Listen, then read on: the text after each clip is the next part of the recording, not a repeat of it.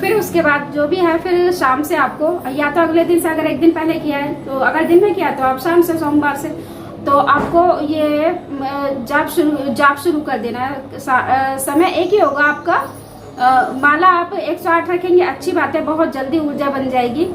1.25 लाख मंत्र एक बार में जाप हो गया। साधना हम 11 दिन की करवाएंगे, 11 दिन में ही आपको प्रत्यक्षीकरण पूरी तरह से हो जाएगा। अगर नहीं होगा तो उसके बाद भी अगर थोड़ा समय लगेगा या आप में कैपेसिटी नहीं है, बाकी यहाँ 11 दिन में तो हम करवा देते हैं प्रत्यक्षीकरण। इससे ज्यादा समय नहीं हो पाता है किसी को।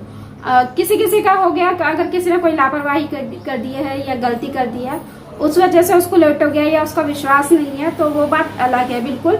बाकी 11 दिन में तो हो ही जाती है प्रत्यक्षीकरण, तो आपको डरना नहीं। क्योंकि एक साधक को हमने बताई थी, तो एक साधक के तो बहुत जल्दी आ गई थी, तीसरे चौथे दिन ही आ गई थी। तो वो कुंडली मार के बैठी थी जैसे, जबकि वो कवच लगा के बैठे थे डर के मारे।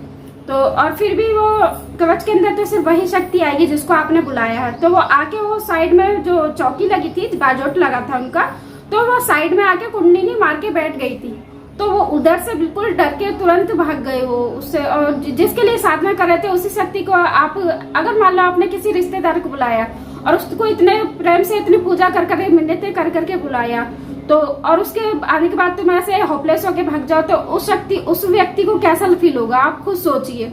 क्या आप उसके घर पे गए हैं? तो वही हाल शक्तियों का भी होता है, वो भी बहुत अपमानित फील करती है, बहुत दुख होता है उनको भी, क्योंकि वो इतनी खुश होके इतनी चाव से हमारे पास आती है और हम उनका इस तरह से डर के मारे अपमान कर देते हैं। तो प्लीज जब भी जो भी कोई साधना करे तो इस चीज को पहले सोच ले कि शक्ति आएगी, प्रत्यक्ष आएगी, सामने आएगी, लेकिन कोई डरे ना। जो उनकी प्रार्थना है वो उनसे कर ले।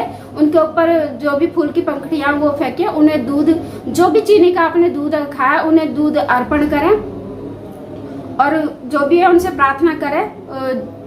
तो उनसे अपना जो भी बात कहनी है उस बात को कहे। और आपको जाप अगर आते वो तो जल्दी जाती है, दर्शन तो वो जल्दी दे देती है, लेकिन आपको जो जाप है वो 11 दिन तक कंटिन्यू करना है, क्योंकि हमें मंत्रों की ऊर्जा चाहिए।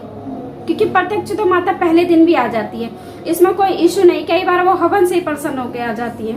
तो लेकिन मंत्रों की ऊर्जा बहुत जरूरी है बनाना, क्योंकि मंत्रों की ऊर्जा से एक सिद्धि बनती है, उसके हमें अंश प्राप्त हो जाते हैं। तो फिर उससे हमें दिव्य दृष्टि प्राप्त होती है। हम कोई भी इच्छा अपनी पूरी कर सकते हैं उनके मंत्रों के द्वारा।